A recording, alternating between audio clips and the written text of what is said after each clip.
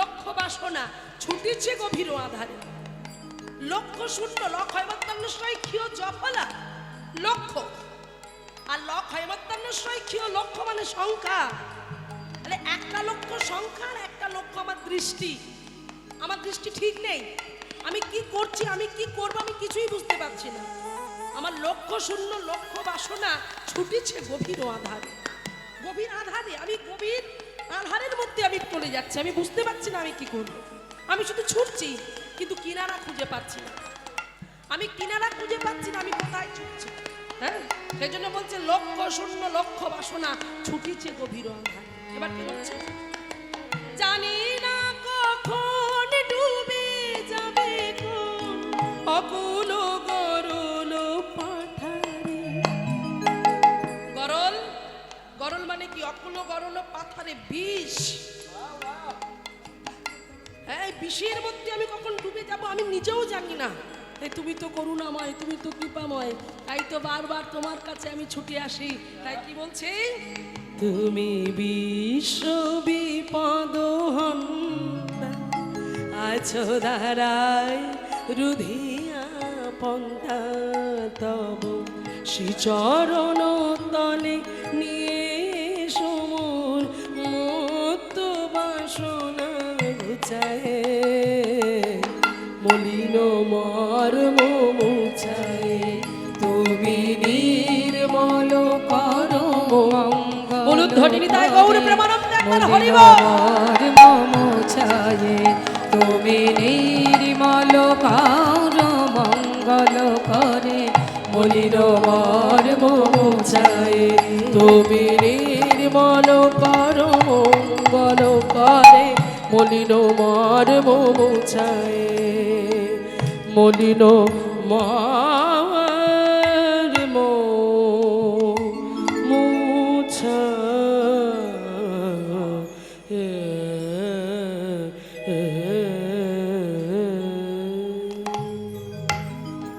গানটা এখনো গাইতে পারতাম, কারণ সময়টা তো দেখতে হবে, কারণ আপনারা ছটপট করবেন এখনো লীলা হলো না কেন, সেই জন্য আমাকে একটু কম কম কম করে করতে হচ্ছে।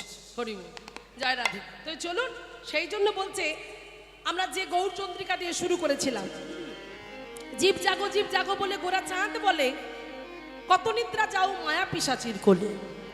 বলছে জীব জাগো আর মায়া পিশাচির কোলে এমন করে ঘুমিয়ে থেকো না, এবার ওঠো, এবার তোমাদের জাগতে হবে। অনেক ঘুমিয়েছো, অনেক কিছু করেছো, কারণ আমরা নিজেরাও জানি না আমাদের ধীরে ধীরে ধীরে ধীরে জীবন সূর্যটা ডুবতে বসেছে, কখন ডুবে যাবে আমরা জানি না। জীবন সূর্য যেমন উঠেছে, জীবন সূর্য যেমন ডোবাও আছে, তাই না? তাহলে চিন্তা করে দেখুন, আমাদের সূর্য ওঠাও আছে, সূর্য ডোবাও আছে। আকাশে যেমন সূর্য ভগবান পৃথিবী সৃষ্টি করে দুজন দেবতা, আপনাদের নয়, দেবতাকে ডাকছে।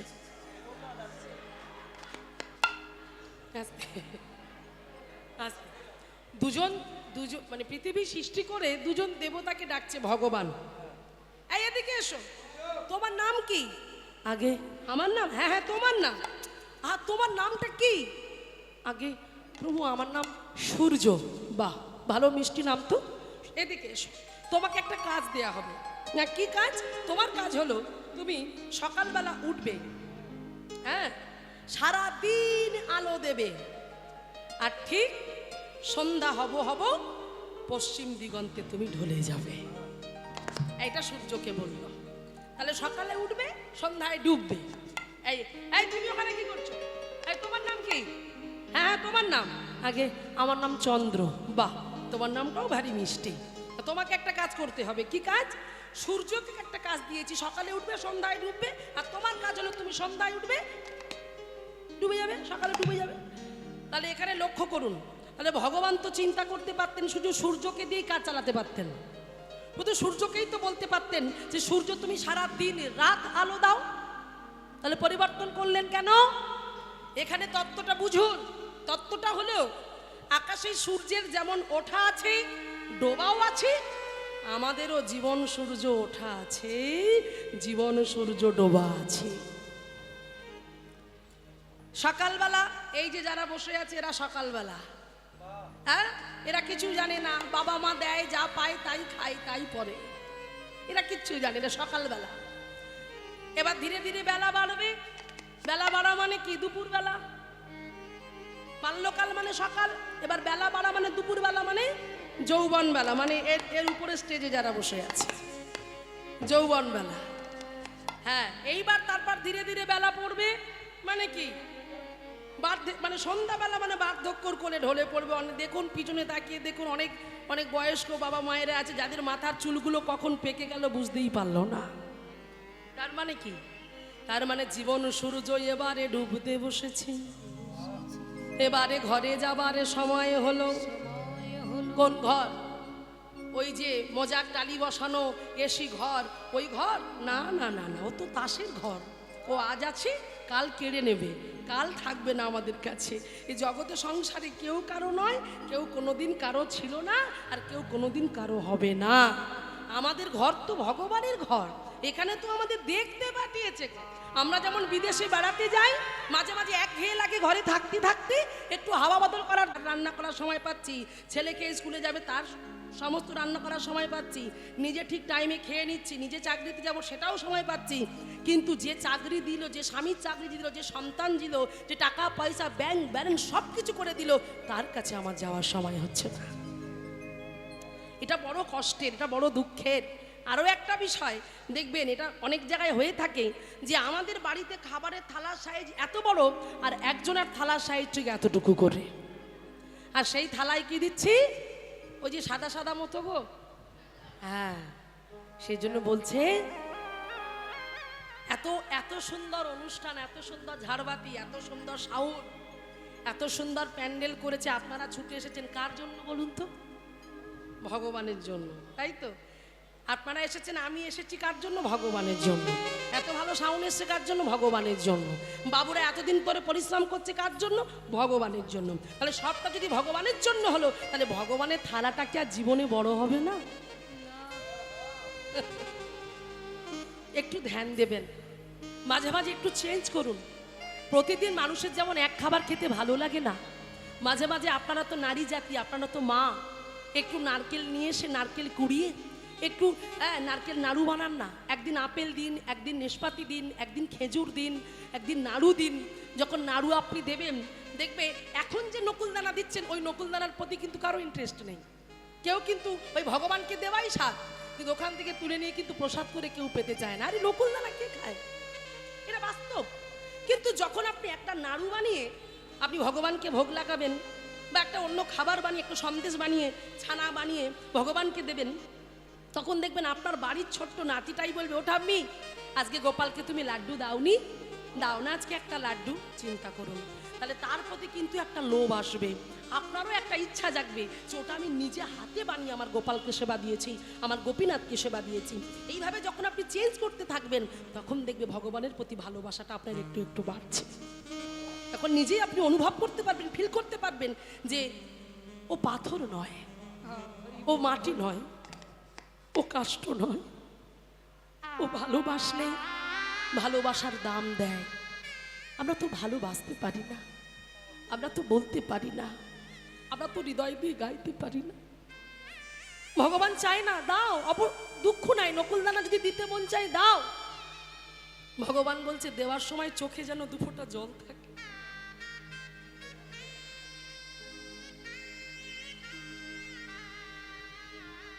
আর সে কিচ্ছু চায় না, শুধু দুফোঁটা চোখে জল নিয়ে তার সামনে গিয়ে দাঁড়াবে, তাতেই সে সন্তুষ্ট।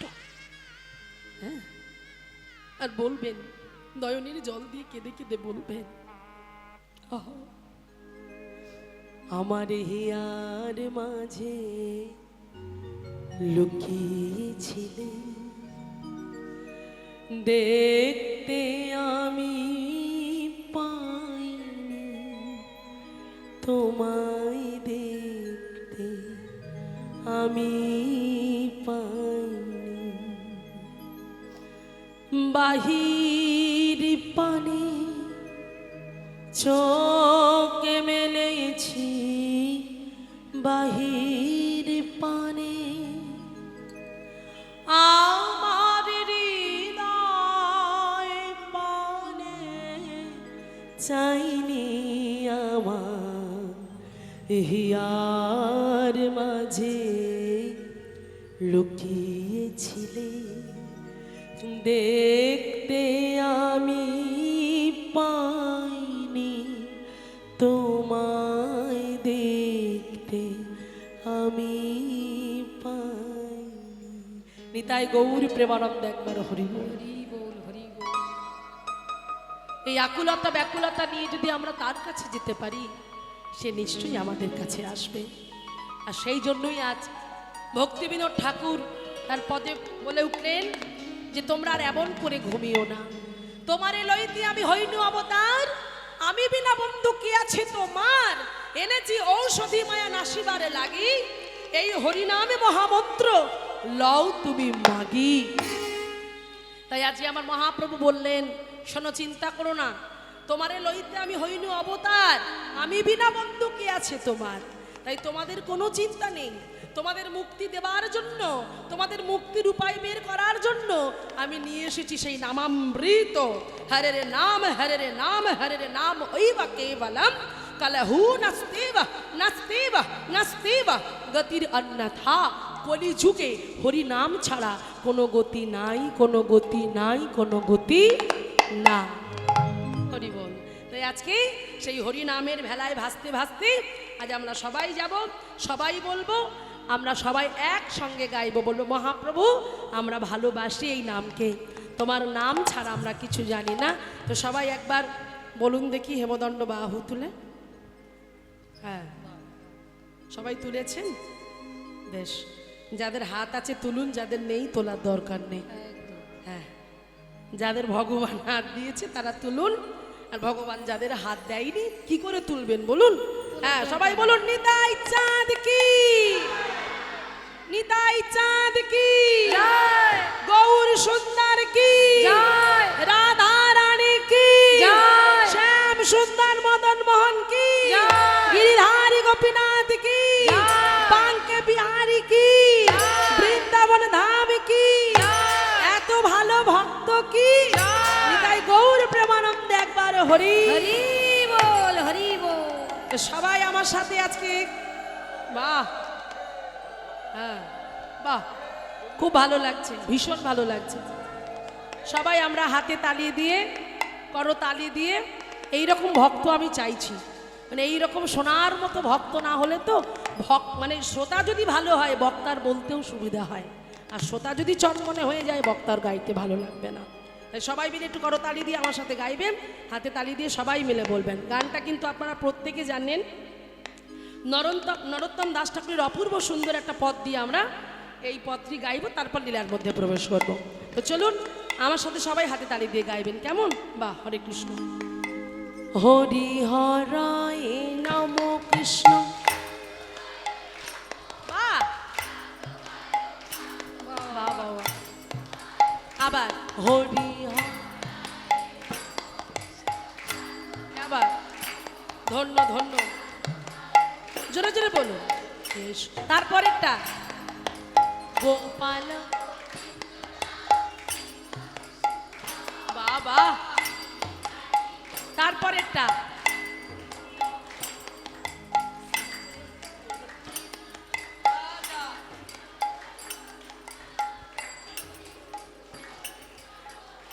তারপরেরটা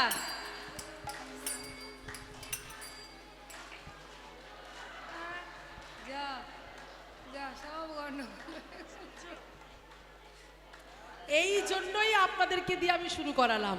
আমি দেখতে চাইছিলাম, একজন দুজন তিনজন মোটামুটি বলছিল, অসুবিধা নেই, কিন্তু আমি ভেবেছিলাম আমি যেভাবে প্রথম হাইলাইটটা আমি পেলাম, মানে দারুণ একটা ব্যাপার। হ্যাঁ, বিশাল একটা, মানে কি বলবো, একেবারে ফুল ভোল্টেজ ছিল। আমি ভাবছিলাম মনে হয় সবটা ঠিকই হবে আর আমায় বলতে হবে না, কারণ তারপরে দেখলাম ওই গোপাল ও গোবিন্দ চৈতন্যটা গিয়ে অচৈতন্য হয়ে পড়ল। আমি বুঝে গেলাম এটাই শুধু এখানে না, সব জায়গায় একই গণ্ডগোল। বল মায়েরা, কিছু কিছু পদাবলী মুখস্থ রাখবেন, জানবেন পদাবলীটা মুখস্থ রাখলেন আপনারা নারী জাতি, আপনারা মায়ের জাত, বাবারাও আছেন, সবাইকেই বলবো কিছু কিছু পদাবলী মুখস্থ রাখা দরকার। কারণ তাতে করে কি হয়, আমাদের বাচ্চারা যারা বড় হচ্ছে তাদের পক্ষে অনেক সুবিধা হবে। কারণ শুধু জানবেন, শুধু লেখাপড়া শেখালে হয়তো সে ভালো পণ্ডিত হবে, জ্ঞানী হবে, সে টাকার মানে মেশিন তৈরি হবে, ভালো পোস্টে চাকরি করবে, টাকা ইনকাম করবে, কিন্তু ভিতর থেকে প্রেমিক হয়ে উঠবে না। ভিতর থেকে ভালো ভক্ত মানুষ হতে গেলে, প্রেমিক হতে গেলে মাঝে মধ্যে একটু আধটু কিছু সহজ সরল পদাবলী মুখস্থ রাখবেন। যেমন ছোটবেলা থেকে শুনে শুনে বড় হয়েছি, ঠাকুমারা গাইতেন, ঠাকুমা ওই সকালবেলা করে ঝাঁট দিতে দিতে গাইতেন, হরে